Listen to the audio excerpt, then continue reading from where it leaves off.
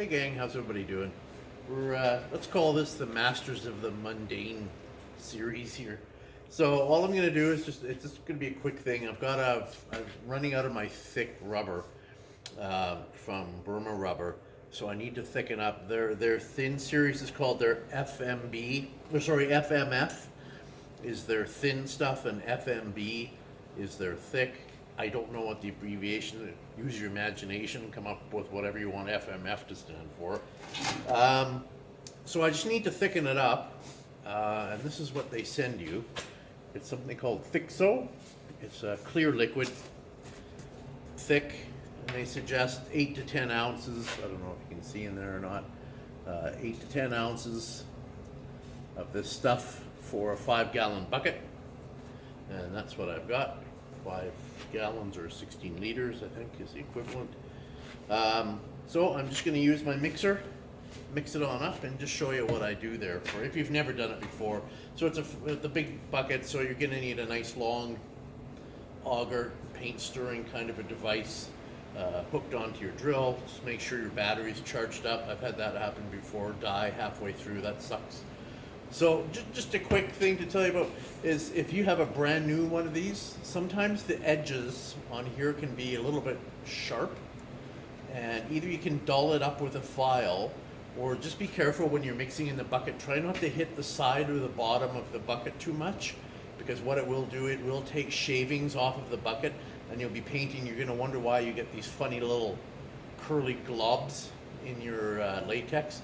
And this stuff is shaving off a thin little layer of plastic in your bucket. So just something to be aware of. Like, you can go over the edges and just file it quick to dull them up a little bit. Or like I said, just be careful and don't hit the sides.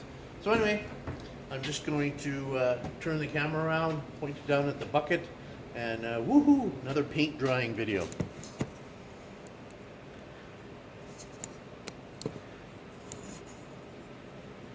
Okay.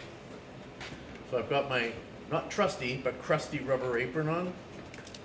So the top comes off. You have to cut these little tabs first to peel the top off. So I just pre-did that to save time. Get down there into the, I think you can see how thin that is. It's pretty runny. So let's try and toughen it up a little bit here.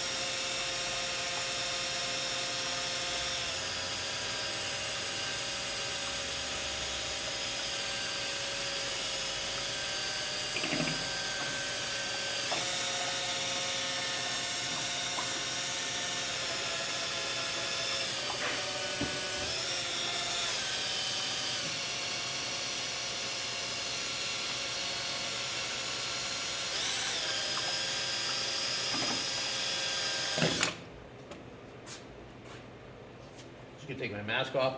So I think you can see the difference now. Can you see how it leaves? You can see how I can actually kind of write on the top of the rubber. Now I'll just test it one more time. I'll just use a brush. Just hang on a sec.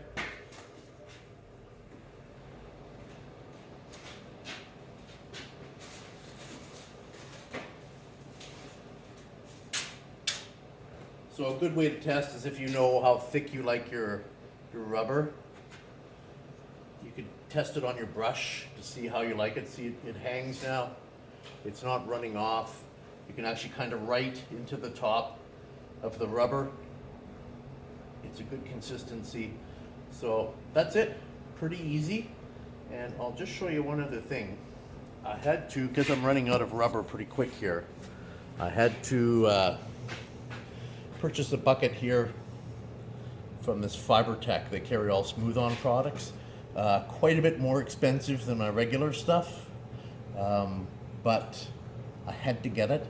And to thicken it up, they send, whoops, Cabosil. So I've never used it before. It's dry, it's a powder. So in a week or so, what I'll do is I'll show you guys this, mixing up the Cabosil into the latex to see how that thickens up. Okay, everybody, so that's about it. Masters of the mundane. Catch you later. I just wanted to show you quick too. I just put the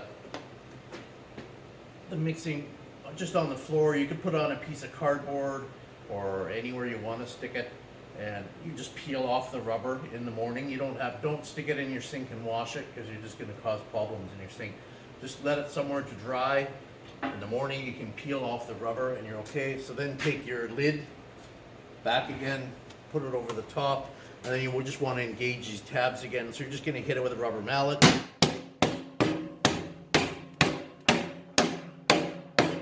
There you go. You're set to go for your next rubber session. Right on.